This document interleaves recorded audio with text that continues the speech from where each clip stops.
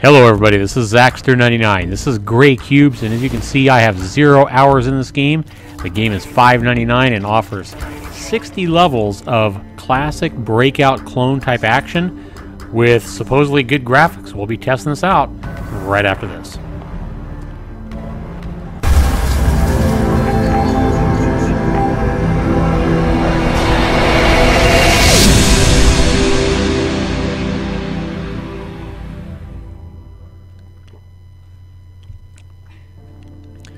Welcome back everybody. I've done launched Gray Cubes now, and as you can see I'm going in. There is 60 levels to beat. I haven't played this game even 1 second yet, and this game has no reviews at the time I bought it and played it my first time. So you got, basically you can turn the music and sound effects off. There are no graphics options available, but the game did launch in my native resolution of 1920 by 1080. So that should be good enough. Let's go ahead and get this game started and see what this is about. Now, I love breakout games. There are so many of these things that have been made for, many different computers ever since I was a kid back on my Commodore 64. These games have been super popular, and some of them are really laid back, and then some of them are just super fast-paced. Now, I'm going to be going ahead and playing this game here and trying to give it a review. As you can see here, I've already got 3 balls going. The blue power-ups are good, red ones are bad, and you are just trying to break the charges here. But here in this game, you actually have a magnet charged. As you play, you charge up a magnet down in the bottom right corner. Once that actually fills up, you can actually hit your right mouse button and actually propel the balls, any balls that you have in the action, to go towards any remaining blocks. Here we're skipping to level 10. And as you can see, I now have 2 paddles here. I've got to actually watch the ball and not let it escape just from the bottom, but also not let it escape at the top as well. Here I have 2 balls, and I'm going to try to keep both of them in action here, and try to destroy all the blocks in the middle. And I just let 1 ball by me, and you got the moving blocks in the middle. This game is a lot of fun. And it's pretty leisurely as well. I mean, it's not going to get you on the edge of your seat, but it is a lot of fun to play, and I really like the art style in this game. You got to turn the blocks different colors and hit them multiple times to actually destroy them. But with all the power-ups available and your magnet, which is your magnet down on the bottom right, it's not actually too difficult to do. You just got to kind of fill that magnet bar up, and on some levels it takes longer. Here we're going ahead and skipping to level 12 and let you see one of the power-ups that you can actually get. This is like a lightning power-up, and as you can see, it is definitely pretty to look at and offers a lot of power, and it's increasing my multiplier as well as I hit those blocks. So I've got a 4 times multiplier here. You can always see the number of balls that you have remaining before your game's over on the top right. As you can see, I have 2 balls left here, and as you can watch down on the bottom right, my magnet is filling up as that ball hits as I continue to play. Now it flashes letting me know that I can use it. I hit my mouse button, and you can see the ball actually going towards the blocks for a few seconds. This is handy when you only have like 1 or 2 blocks left and you're having a hard time actually getting those, trying to knock the ball all over the screen. That magnet power-up can definitely come in handy in a game like this. The power-ups that I've actually collected, you can see on the left-hand side, and they only last a few seconds, and you can kind of watch as that time drains. Here I'm in level 14, and you'll see that there's like some pipes that drop the blocks down, making it a little bit harder even at the start of the level. You can see it kind of spitting the blocks out. And there's another power-up we haven't seen yet. This is an extra large power-up. It increases the size of your paddle. Likewise, there is a red power down that says it's a red S, and that'll actually shrink your paddle down at the bottom. Now you see the red block up there. If you hit that, it will actually cause an explosion, and we'll hit that here in just a minute. Here we come. Kind of blows up, so kind of cool there. We're going to go ahead and skip ahead. I believe we're in level 15 now, and just take a look at some more action with some more lightning and 4 balls going at once and a whole bunch of blocks on the screen. So, this game can definitely keep you on the edge of your seat, even though it is a pretty laid-back, casual type of game. Now, I have played one of these games on the PS3 called Shatter. And it was a game like this, really well done. I loved it on the PS3. And I just bought it on Steam. I'll be actually playing Shatter and showing you how good a game like this can actually be when I play that here in the next day or two. And I'll put that up on my YouTube account as well. Shatter is probably one of my favorite games like this. As I remember it on the PS3, I have not yet played it on Steam, but I've went ahead and bought it on Steam. And we'll be playing that here in the next couple of days. Right now I'm concerned about showing you some more action here with gray cubes. As you can see, I cannot move my paddle to the right. There's like a clear invisible wall right there. You can see the ball bounce off of it when I hit the ball over to the right here.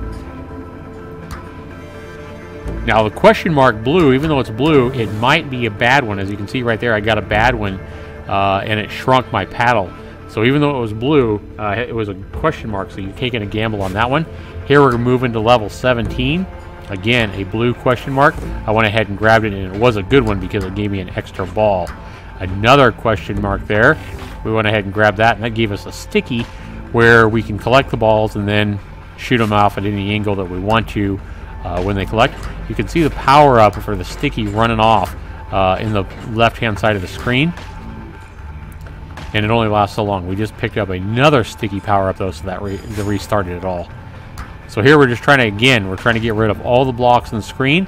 We have big blocks that are kind of getting in the way, but they can also be helpful if you get your ball stuck up in the top of the screen and those big blocks move, you know, through and actually kind of capture your balls. Like right now, the ball at the top right is kind of stuck at the top, hitting those big blocks and bouncing back up. So this game is really fun. Like I say, this version here is very casual. I do love the art style. It actually looks really, really good. I also like the music in this particular game. The music is really well done as well. So I'm going to go ahead and rate this game and give you guys a review. The game is $5.99 on Steam. It just launched today. Biggest part of any game that I review is value. Are you getting enough game for the money that you're paying? Now, this game is a little bit more affordable than a lot of the brick games out there, but keep in mind, there's a lot of games out there that have been made for Windows that are completely free that are pretty good. One that I remember is from about 10, 12 years ago. It's called DX Ball, and you can Google that, I'm sure, and find a free download for that game. I remember that game being pretty good, but it's been a long time since I played it, so obviously it's not going to have near as good a graphics as this game. But I just want to go ahead and remind you that there are a lot of games like this made for Windows that are free, and a lot of them are pretty good. Again, DX Ball is one that I remember pretty well. That was pretty good. There's another one as well, but I can't remember the name of it. If I can think of the name of it, I'll put a link down below in the video description where you can go download that game as well. I think it was called Hyperball or something like that. I can't remember. But this game, we're talking about this game, value for your money is my biggest part of the game. And for the value, I'm going to go ahead and give this one a 30. I'm going to go ahead and give it a 32 out of 40. I think the game's got a pretty good value, offers a pretty good value. My next biggest component of any game that I actually review, especially these indie games, any game really that I review, is fun. And that fun factor is worth 30 points. I think fun's pretty important. How much fun do I have playing the game? This game is a leisurely game, like I say, pretty casual, pretty laid back. I think it offers a pretty decent amount of fun. So I'm going to go ahead and give it 20 out of 30 on the fun.